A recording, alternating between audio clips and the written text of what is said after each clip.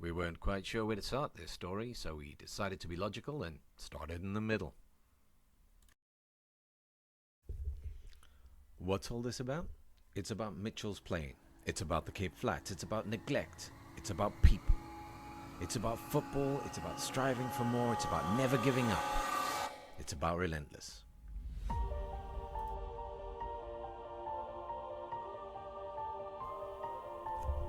Let me take you to the week leading up to March 21st, 2026. We're sitting third bottom on the table. We've just lost to the team sitting second bottom, Mbekweni Cosmos. It's their only win of the season so far. Our next two matches are against the second in the table Grassy Park at home, who beat us 3-0 at their patch, and top of the table Diadora, who have a perfect win record at home. A home we will be traveling to. You might expect a team who are down, worried, hoping just to mitigate the damage and move on, but you will not find out. Something has changed in the previous few weeks. Something big.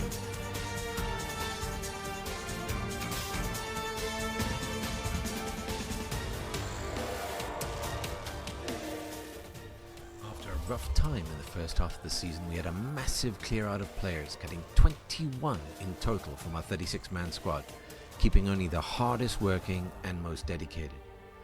We brought in new blood and experience, and everything is starting to come right. We took the pressure off the players to get results, getting them to focus on winning their moments and looking out for each other, getting them to focus on becoming a team and beating their bad habits. This is starting to bear fruit. Against Grassy Park at home, we dominate possession and chances. However, a failure to properly track back in the 33rd minute for a defensive breach costs us a goal.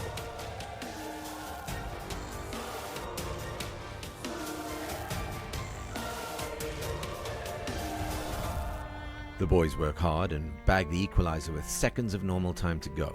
It's a scrap inside the opposition box that leads to the ball nestling in the back of the net.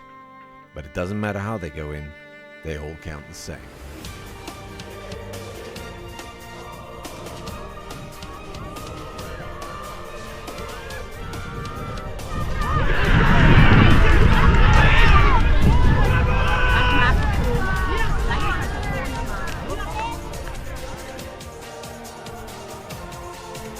Thankfully, a very bad refereeing decision to give a penalty with moments to go of a highly suspicious 10 minutes of added time is mitigated when our goalkeeper, Keanu, pulls off a hero moment, a magnificent penalty save.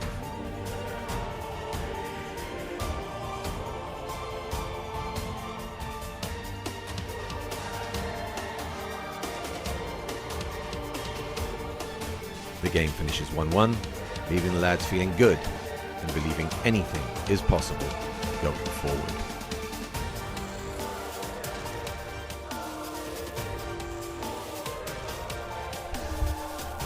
With Diadora, league leaders, a team that is a perfect home record up next, our team is still confident, playing well, and in the mood for upset. We're asking ourselves, do we ever have to lose again?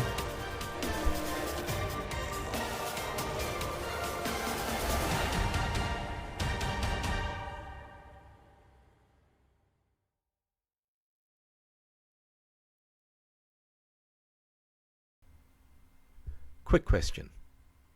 Why are we doing this? Football in South Africa is famously corrupt and loss-making. In a country mismanaged by government, largely ignored by investors, and facing brain drain. Why? Two reasons. The people who live there, and a specific person who lives there, Yassine Williams. Yassine had played for me before, and he knew my love for the game. He also knew that I love a bit of a challenge. What he suggested is that we raise enough money to buy a franchise and take it to Mitchell's Plain. He wanted to use it to bring attention to the town, and he wanted to use it to showcase the incredible levels of talent that exist out there. I'm a firm believer that the bigger the mountain gets, the more fun the climb. To quote the late charismatic John F. Kennedy, we do things not because they are easy, but because they are hard. A man who famously liked to do things because something was hard. So if football's loss making, how the hell are we going to survive? Well, short term, we want you guys to watch. Please like, please subscribe, watch the channel, find out about the story, follow the story, fall in love with the players, fall in love with Mitchell's playing, and just support us. That's number one. Long term, we'll be starting an agency. And if you have a football club and you're overseas and you want talented players, then contact us. We put everything in. We care about these kids. We want them to make it. We want professional careers for our players, and we don't want to stand in their way. So, reach out. Talk to us. Where are we now? We're at Relentless football facility in Mitchell's Plain. And the field when we arrived that we are currently using was a hazard. It couldn't be used for any sport safely whatsoever. Just ankle breakers everywhere, just destroyed beyond belief. We invested 100,000 Rand, that's about $6,000 in today's money overseas, and we managed to get it up to a level where it was not only a decent training field, but it was acceptable playing standard for ABC Motsepe. But the rest of the facility is in a bad state, a genuinely bad state, and promises from the government that have been made over the past few years have not been fulfilled. So we need to try and bring that place up to standard, not just for us, but for the other teams in the community.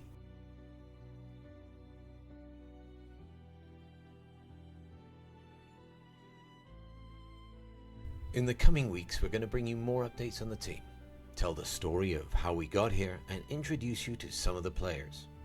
We'll have interviews with our coaches, old and new, and key people who helped run the league we play in and are keen to improve the football landscape. We have interviews from locals about past promises made regarding sports facilities, and we'll ask for replies from the politicians who made them.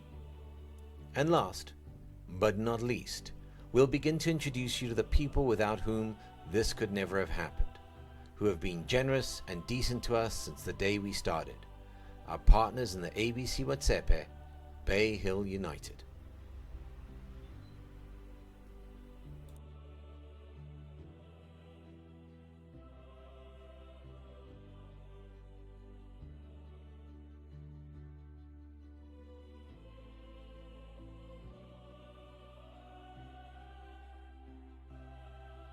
Thanks, guys.